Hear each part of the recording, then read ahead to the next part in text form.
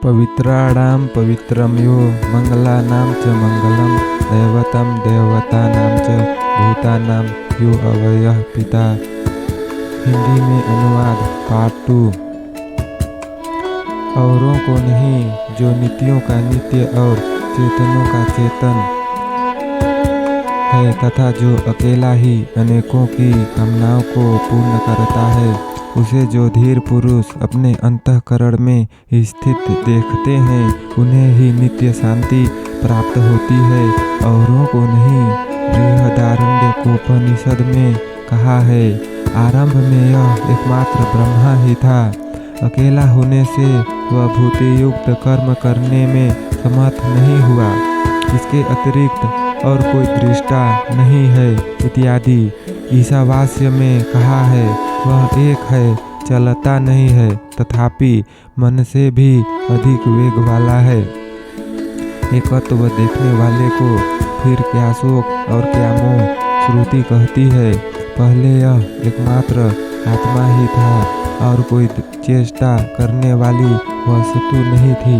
समस्त प्राणियों के भीतर जो पुरुष है, वह मेरा आत्मा है, ऐसा जानो। ऋग्वेद का भी कथन है, उस एक को ही ब्रह्मांड लोग नाना प्रकार से कहते हैं। उस एक की ही नाना प्रकार से कल्पना करते हैं। वह एक ही देव पृथ्वी और स्वर्ग को रचता हुआ, वह अकेला ही संपूर्ण लोकों को धारण किए हुए हैं। अनेक प्रकार से बढ़ाया हुआ अग्नि एक ही है। छंदोग्य में भी कहा है, हे सौम्य, पहले एकमात्र यह अद्वितीय सत्य ही था। श्री गीतोपनिषद में कहा है, जो पुरुष एकत्व में स्थित होकर संपूर्ण भूतों में स्थित मुझ परमात्मा को भजता है, वह योगी सब प्रकार से वर्तता हुआ भी मुझ ही में वर्तता है। पंडित जन विद्या विनय संपन्न ब्रह्मांड में, गौ में, हाथी में, कुत्ते में और चंडाल में भी समान दृष्टि रखने वाले होते हैं। हे अर्जुन, मैं संपूर्ण भूतों के अंतःकरण में स्थित उनका आत्मा हूँ। मैं ही समस्त प्राणियों का आदि, मध्य और अंत भी हूँ। जिस समय भूतों के पृथक पृथक भाव को एक परमात्मा के संकल्प में ही स्थित देखता है और उसी से सब भूतों का विस्तार हुआ जानता है, उस समय ब्रह्मा को प्राप्त हो जाता है। हे अर्जुन, इस प्रकार एक ही सूर्य इस संपूर्ण ब्रह्मांड को प्रकाशित करता है, उसी प्रकार एक ही आत्मा संपूर्ण क्षेत्र को प्रकाशित करता है। इसलिए सर्वधर्म को त्याग कर केवल एक मेरी ही शरण को प्राप्त हो। मैं तुझको संपूर्ण पापों से मुक्त कर दूंगा। तू शोक मत कर। हे विप्रगण, आप लोगों को सत्वगुण में स्थित होकर सर्वदा एकमात्र श्री हरि का ही ध्यान करना चाहिए। आप सदा ओमकार का जप और श्री केशव का ध्यान करें। पुरुषोत्तम निश्चय ही संपूर्ण देवताओं में एक आप ही आश्चर्य रूप और धन्य हैं। हे महाबाहो, संसार में आपके समान और कोई भी नहीं है। इस प्रकार हरिवंश में कहा है, जो कुछ मनु ने कहा है वह औषधि रूप है। यह श्रुति मनु का महात्म्य बतलाने वाली है और मनु जी कहते हैं, समस्त भूतों में स्थित अपने आत्मा को और समस्त भूतों को अपने आत्मा में देखता हुआ आत्मज्ञ करने वाला पुरुष स्वराज्य लाभ करता है। वह एक ही जनार्दन भगवान संसार की रचना, स्थिति और संहार करने वाली ब्रह्मा, विष्णु और शिवरूप तीनों संज्ञाओं को प्राप्त होता है। इसलिए हे द्विज, विज्ञान के सिवा और कोई वस्तु कभी कुछ भी नहीं है। यह एक विज्ञान ही अपने अपने कर्मों के भेद से विभिन्न चित्त वालों को भिन्न भिन्न प्रकार का प्रतीत हो रहा है। वह ज्ञान शुद्ध, निर्मल, शोकहीन और लोभादि संपूर्ण संगों से रहित है। वही एकमात्र सत श्रेष्ठ परमेश्वर है तथा वही वासुदेव है। उससे पृथक और कुछ नहीं है, जबकि समस्त देह में एक ही पुरुष व्याप्त है। आप कौन हैं? मैं अमुक हूँ, यह कहना व्यर्थ है।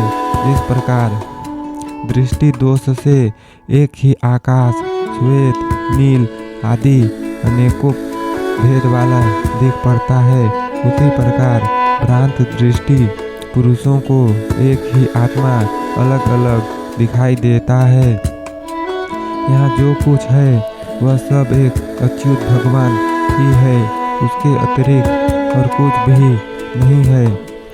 वही मैं हूँ, वही तू है और वह आत्मस्वरूप ही यह सब कुछ है। भेद दृष्टि रूप मोह को छोड़ उन जड़ भरत के इस प्रकार कहने पर उस परमार्थ दृष्टि वाले ऋषिश्रेष्ठ रघुगण ने भेदभाव को त्याग दिया।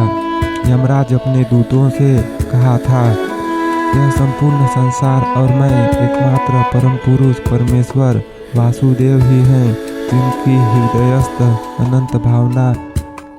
अनंत भगवान में ऐसी दृढ़ भावना हो गई है, उन्हें तुम दूर से ही छोड़कर निकल जाया करो।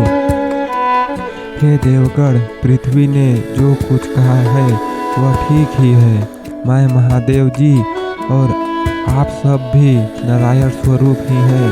जो उनकी विभूतियाँ हैं, उन्हीं की न्यूनता तथा अधिकता परस्पर बाध्य बाधक रूप से रहती है। भगवान कृष्ण बलराम से कहते हैं, हे विश्वात्मन, आप और मैं दोनों इस संसार के एक ही कारण हैं। इस संसार के लिए ही हम दोनों भिन्न रूप से स्थित हैं। श्री कृष्ण चंद्र महादेव जी से कहते हैं, जो अभय आपने दिया है वह सब मैंने भी दे दिया है। हे शंकर, आप अपने को मुझसे पृथक न देखें। जो मैं हूँ वही आप और देवता, असुर तथा मनुष्यों के सहित यह सारा संसार है। जिन पुरुषों का चित्त अविद्या से मोहित हो रहा है, वे ही भेदभाव देखने वाले होते हैं। इस प्रकार विष्णु पुराण में कहा है। भविष्योत्तर पुराण में श्री महादेव जी का वचन है, जो लोग मुझे अथवा ब्रह्मा जी को विष्णु से अलग देखते हैं, वे कुतर्क बुद्धि मूढ़ जन नीचे नरक में गिरकर दुख भोगते हैं। तथा जो दुष्ट बुद्धि मूढ़ लोग और मुझे और ब्रह्मा जी को श्री विष्णु से पृथक देखते हैं, उन्हें उससे ब्रह्मा हत्या के समान पाप लगता है। इसी प्रकार हरिवंश में कैलाश यात्रा के प्रसंग में महेश्वर का कथन है, समस्त भावों के आदि मध्य और अंत आप ही हैं। यह संपूर्ण विश्व आप ही से हुआ है और आप ही में लीन होता है। हे जनार्दन, हे सर्वव्यापक देव, मैं ही तू है और तू ही मैं हूँ। संपूर्ण त्रिलोकी में हम दोनों का शब्द से या अर्थ से किसी प्रकार भी भेद नहीं है। हे गोविंद, संसार में जो जो आपके महान नाम हैं, वे ही मेरे भी हैं। इसमें कोई विचार करने की बात नहीं है। हे गोपते, हे जगन्नाथ, जो आपकी उपासना है वही मेरी हो। हे देव, जो आपसे द्वेष करता है, इसमें संदेह नहीं, वह मुझसे भी द्वेष करता है। हे देव, क्योंकि मैं भूतपति भी आप ही का विस्तार हूँ, इसलिए हे सर्वव्यापक देव, ऐसी कहीं कोई वस्तु नहीं है जो आपसे रहित हो। जो कुछ था, जो कुछ है और जो कुछ होगा, हे जगतपते, हे देवेश्वर, वह सब आप ही हैं। आपसे अतिरिक्त और कुछ नहीं है। ये सब वाक्य एकत्व का प्रतिपादन करने वाले हैं और भी परमात्मा को आत्मस्वरूप से ही प्राप्त होते हैं और आत्मस्वरूप से ही ग्रहण कराते हैं। इस सूत्र में आत्मा ऐसा कहकर शास्त्रोक्त अक्षर विशिष्ट परमात्मा का ही प्रतिपादन करना अभीष्ट है तथा जबाल शाखा वाले भी परमात्मा प्रक्रिया में हे भगवान, हे देव, तू ही मैं हूँ और मैं ही तू है ऐसा कहकर उसको आत्मस्वरूप से स्वीकार करते हैं तथा जो यहाँ है वही अन्यत्र है, जो अन्यत्र है वही यहाँ है, जो यह इस पुरुष में है और जो आदित्य में है वह एक ही है। तब उसने अपने ही को जाना कि मैं ब्रह्मा हूँ। वह यह ब्रह्मा न कारण है न कार्य है, न इसमें कोई विजातीय द्रव्य है और न इसके बाहर कुछ है। यह आत्मा ही ब्रह्मा है। वह यह महान अजन्मा आत्मा जरा मरण मृत्यु और भय से रहित ब्रह्मा ही है इत्यादि ब्रह्मा को आत्मस्वरूप से स्वीकार कराने वाले और भी बहुत से मंत्र ध्यान में रखने योग्य हैं। इनके सिवा यह तेरा अंतर्यामी अमर आत्मा है जो मन से मनन नहीं किया जाता बल्कि जिसके कारण मन का मनन किया हुआ बतलाते हैं तो उसी को ब्रह्मा जान। ये लोग जिसकी उपासना करते हैं वह ब्रह्मा नहीं है, वह सत्य है, वही आत्मा है और वही तू है इत्यादि वेदांत वाक्य भी ईश्वर का आत्मा भाव से ग्रहण और बोध कराते हैं। प्रश्न: प्रतिमा में विष्णु दृष्टि करने के समान यह प्रतीक दर्शन ही होगा? उत्तर: ऐसा कहना ठीक नहीं है। इसमें परमात्मा में गौड़ता आ जाएगी और वाक्य का रूप भी बिगड़ जाएगा। जहाँ प्रतीक दृष्टि अभीष्ट होती है वहाँ केवल एक बार ही कहा जाता है। जैसे मन ब्रह्मा है, आदित्य ब्रह्मा है इत्यादि। किंतु जहाँ तू मैं हूँ और मैं ही तू है इस प्रकार परस्पर अभेद करके कहा है। अतः प्रतीक श्रुति से विरूपता होने के कारण अभेद की प्राप्ति होती है। इसके सिवा भेद दृष्टि की निंदा करने से भी यही सिद्ध होता है। जैसा कि जो अन्य देवता की यह समझकर उपासना करता है कि यह अन्य है और मैं अन्य हूँ, वह नहीं जानता। अतः वह देवताओं के पशु के समान है। जो इस लोक में अनेकवत देखता है वह मृत्यु से मृत्यु को प्राप्त होता है। जिस प्रकार पर्वत शिखर पर वर्षा हुआ जल पर्वतों में पर्वतों के निम्न भागों में फैल जाता है, उसी प्रकार आत्मा धर्मों देहधारी जीवों को विभिन्न देखकर उन उपाधियों ही का अनुगमन करता है। दूसरे से निश्चय ही भय होता है। जिस समय यह इस आत्मा में थोड़ा सा भी अंतर करता है तभी इसे भय होता है। ऐसा मानने वाले विद्वान को भी वह भेद ज्ञान भय रूप ही है। जो सबको आत्मा से भिन्न देखता है उसका सब तिरस्कार कर देते हैं इत्यादि। इसी प्रकार की अनेकों श्रुतियाँ भेद दृष्टि की निंदा करती है तथा यह सब आत्मा ही है। आत्मा को जान लेने पर यह सब जान लिया जाता है।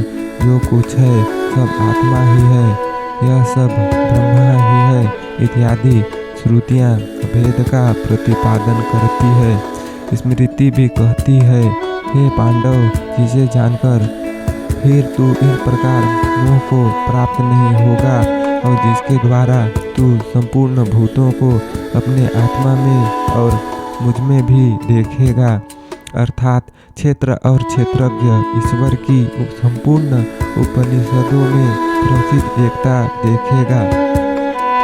इसके द्वारा संपूर्ण भूतों में एक अविनाशी भाव देखता है और उस आत्म तत्व को विभिन्न भूतों में भिन्न रूप से स्थित जानता है। उस ज्ञान को सात्विक जानो।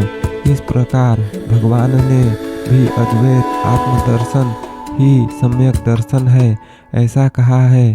अतः आत्मस्वरूप ईश्वर में ही मन को स्थिर करना चाहिए।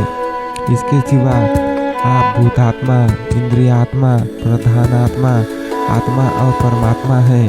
इस प्रकार आप अकेले ही 5 प्रकार से स्थित हैं अथवा हे अर्जुन, इन सबको बहुत जानने से तुम्हें क्या प्रयोजन है। मैं अपने एक अंश से ही इस संपूर्ण जगत में प्रविष्ट होकर स्थित हूँ इत्यादि स्मृतियाँ भी यही बतलाती है। विद्या रूप उपाधि के संबंध में भी यह प्रमाणवाद है। एक ही महान आत्मा है, वही अहंकार कहा जाता है और उसे ही तत्वज्ञानी लोग जीव या अंतरात्मा कहकर वर्णन करते हैं। तथा विष्णु पुराण में कहा है, विभेदजनक अज्ञान के आत्यंतिक नाश को प्राप्त हो जाने पर आत्मा और ब्रह्मा का भेद जो सर्वथा असत्य है कौन करेगा। हे राजन, आत्मा और परमात्मा का विभाग अज्ञान कल्पित ही है।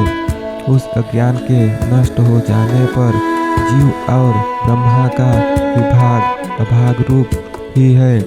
विष्णु धर्म में कहा है, जिस प्रकार एक घटाकाश के धूलि या धुएं से व्याप्त होने पर उससे दूरवर्ती अन्य घटाकाश कहीं किसी समय मलिन नहीं होते, उसी प्रकार अनेकों द्वंद्वों से एक जीव के मलिन हो जाने पर अन्य जीव कभी मलिन नहीं हो सकते।